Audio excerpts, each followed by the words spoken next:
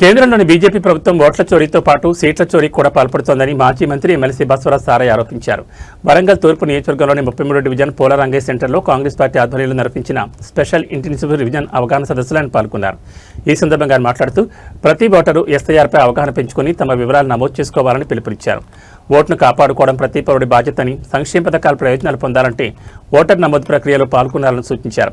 SC, ST, BC, minority వర్గాలు ఇందిరమ రాజ్యాన్ని కోరుకుంటున్నాయని, Congress party పట్ల ప్రజల్లో విశ్వాసం పెరుగుతోందని బసవరాజ్ సారయ్య పేర్కొన్నారు.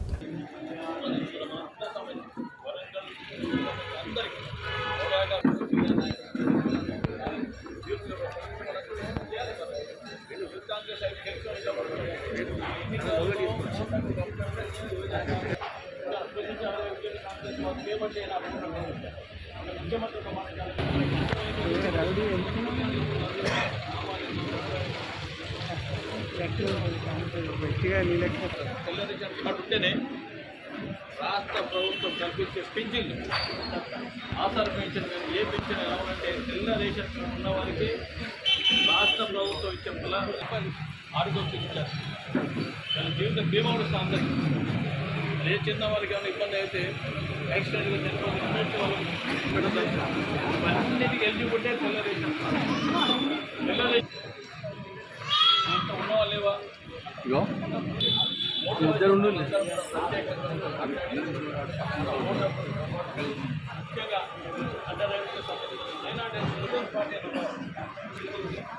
లండన్లో సెక్యులర్ పార్టీ ఆ ప్రాంతంలో అధికంగా మనం క్షమించి ఓటు హక్కు కాపాడి ఓటు రైట్ కాపాడి ఆ ఓటుదారునే రాబే వారం రాష్ట్ర పిసిసి అధ్యక్షుడు మహేష్ కుమార్ గౌడ్ గారు, ముఖ్యమంత్రి రేవంత్ రెడ్డి గారి ఆదేశం మేరకు వరంగల్ జిల్లా కాంగ్రెస్ అధ్యక్షుడు ఐపు సూచన మేరకు అండర్ రైల్వే గేట్ ప్రాంతంలో ఈరోజు ఎస్ఐఆర్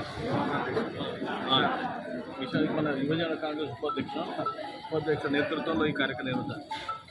ముఖ్యంగా నిర్ణయ ముఖ్యమంత్రి గారు, పిసిసి ప్రెసిడెంట్ గారు, మన ఇన్ఛార్జి మీనాక్షి నటరాజన్ గారు చెప్పడం తెలిసిన తర్వాత రాత్రి జిల్లా కాంగ్రెస్ అధ్యక్షుడు అయ్యూబ్ గారు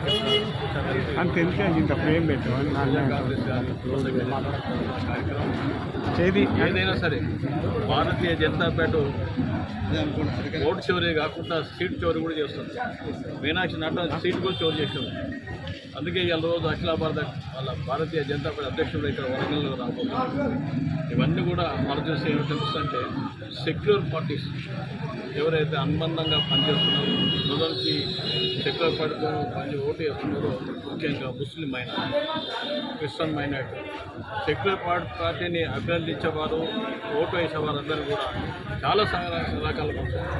ముఖ్యంగా కులాలు ఎస్సీ, ఎస్టీ, బీసీ, మైనార్టీ కాకుండా నిరుపేదలందరికీ ఓటు తీసాను. ఎందుకంటే నిరుపేదలందరూ కూడా ఇందిరమ్మ అనగానే మా అమ్మ అంటాం. ఇప్పటికి కూడా ఇందిరమ్మ గాంధీ గుండెలో ఇందిరమ్మ ఇల్లు కానీ ఇందిరమ్మ కార్యక్రమంలో చేసినారు. అవన్నీ నిరుపేదల గుండెలో ఇందిరమ్మ ఉంది కనుక వాటిని ఓటు తీసేసి రాబోయే రోజుల్లో భారతీయ జనతా పార్టీ చోరీ దాని కొరకే ఈరోజు వరకు తూర్పులో శ్రీకాకుళం జరిగింది. తప్పనిసరి మైనార్టీ ఓట్లు కానీ, క్రిస్టియన్ మైనార్టీ ఓట్లు కానీ, నిరుపేదల ఓట్లు కానీ, ఉదయం సాయంకాలం కష్టపడి పనిచేసే వాళ్ళందరూ కూడా ఓటుకు కల్పాల్సిన బాధ్యత యువజన కాంగ్రెస్, మహిళా కాంగ్రెస్ బాధ్యత ఉంది. ఆ బాధ్యత గుర్తించే ఈరోజు మరి అన్ని డివిజన్లో తిరగాలని రాత్రి జిల్లా అధ్యక్షులు చెప్పడంతో మేమందరం కూడా రావడం. ఏదేమైనా సరే మనందరం కూడా మీడియా మిత్రులు దయచేసి ఇలాంటి విషయాన్ని అధికంగా ప్రచారం చేయాలి. ఎవరైతే ఓటు రాదో తెల్ల రేషన్ కార్డు ఉంటేనే ఇక సన్న బియ్యం వస్తుంది. తెల్ల రేషన్ కార్డు 2 కరెంట్ వస్తుంది. తెల్ల రేషన్ బియ్యం ఉంటేనే పిల్లలకు కూడా ఎడ్యుకేషన్ వస్తుంది. ఆరోగ్యశ్రీ 5 లక్షల రూపాయలు 10 లక్షల ఆరోగ్యశ్రీ వస్తుంది.